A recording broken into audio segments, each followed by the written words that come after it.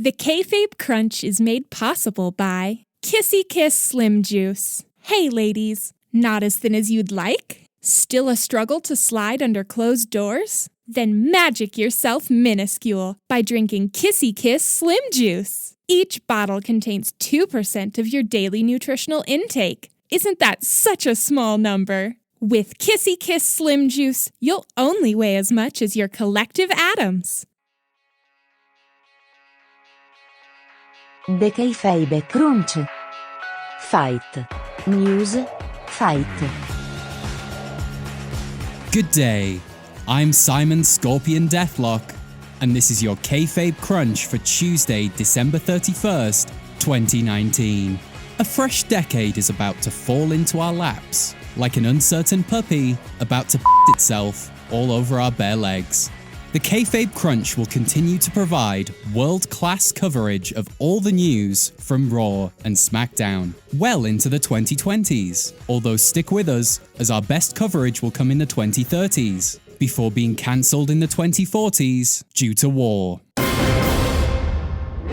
Top story, brawl, but not for all. Kevin Owens, Samoa Joe, Seth Rollins, and AOP were all removed from the building early on Monday night. This was due to a brawl that broke out between the five men. Why some wrestlers are encouraged to fight each other for the entertainment of the paying audience and others are removed from the building, we'll never know.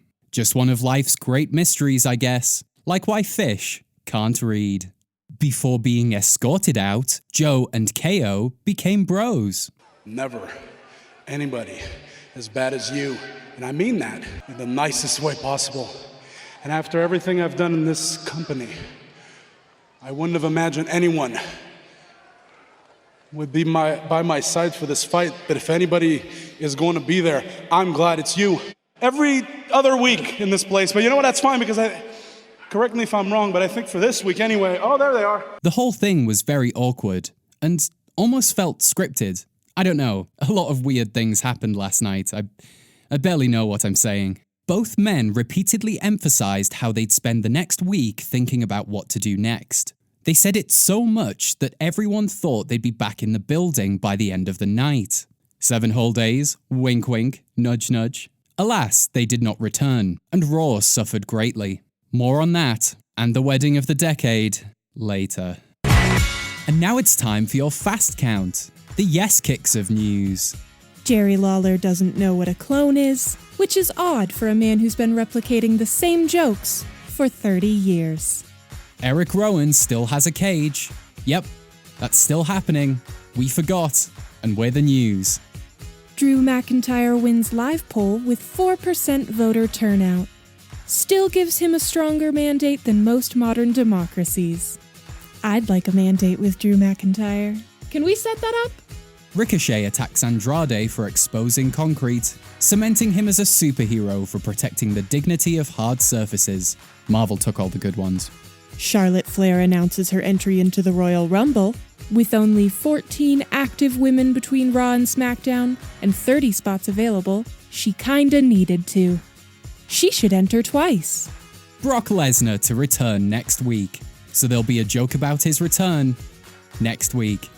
Angelo Dawkins explains the multiverse theory about as well as any modern sci-fi writer.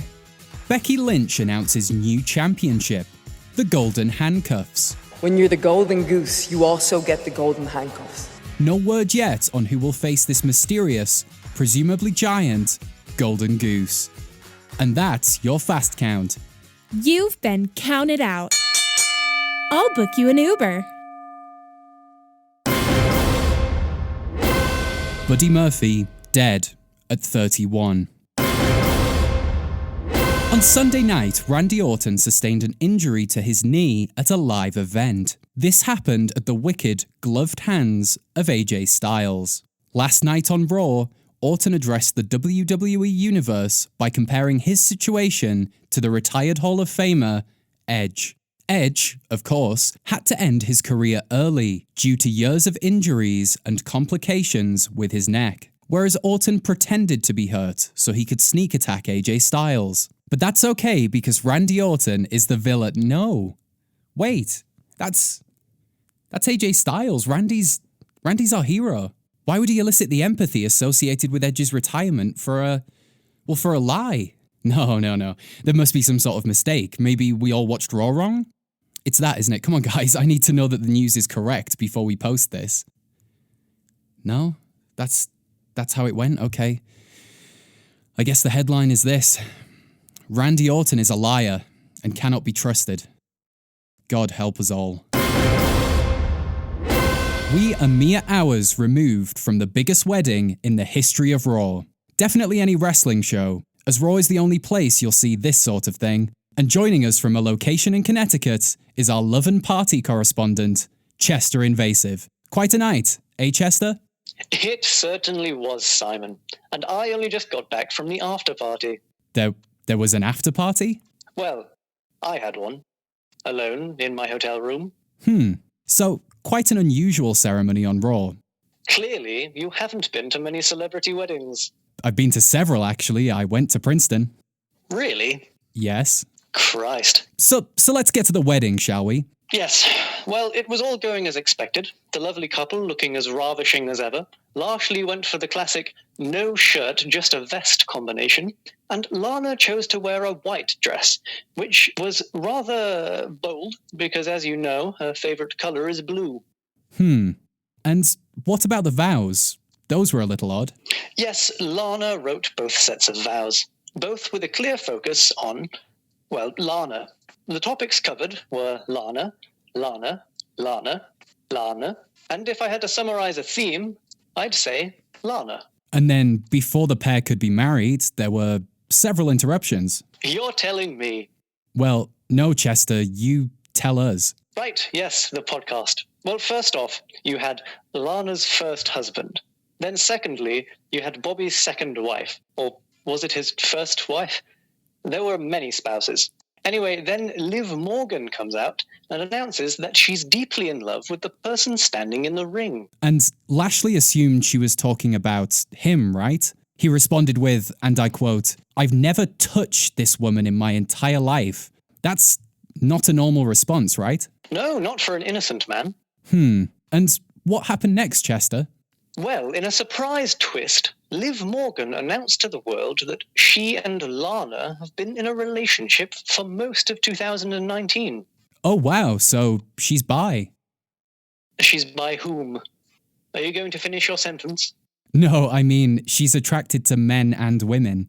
Oh, well, we've known that for weeks now. Have we? Yes, all Lana can talk about is Lana. Lana is in love with Lana. And as far as she's expressed, she's a woman, therefore she's been bi for some time. I'm not sure that's how it works. Isn't that just self-love? Self-love, exactly. Explains all the vibrators strapped to poles in the middle of the ring last night. Well, food for thought. Any predictions as to what's next for Liv Morgan? Well, we could have the first gay wedding in WWE in the near future. What about Billy and Chuck? No, don't be ridiculous. That was scripted. There's just time for the markets report. Rey Mysterio falls 6.19% on the US dollar. OC fall 2 points on the Disney buck. The Undisputed Era will come into direct polarization with the euro within the month. And for the love of God, buy stocks in NXT. Join us Saturday when we'll have all the latest from Friday Night SmackDown. And join us next Tuesday when our diligent researchers promise to bring you that long-anticipated report on Humberto Carrillo's dimples. Trust me, it's worth the wait. This has been the Kayfabe Crunch, your not quite daily, not quite news, bump for the world of professional wrestling. The Kayfabe Crunch is made possible by Kissy Kiss Slim Juice. Imagine a beautiful woman. You imagined her super thin, didn't you? That's because generations of media advertising has warped societal beauty standards. And thanks to this fact, I can say whatever I want and you'll still buy Kissy Kiss Slim Juice. We're so deliciously evil.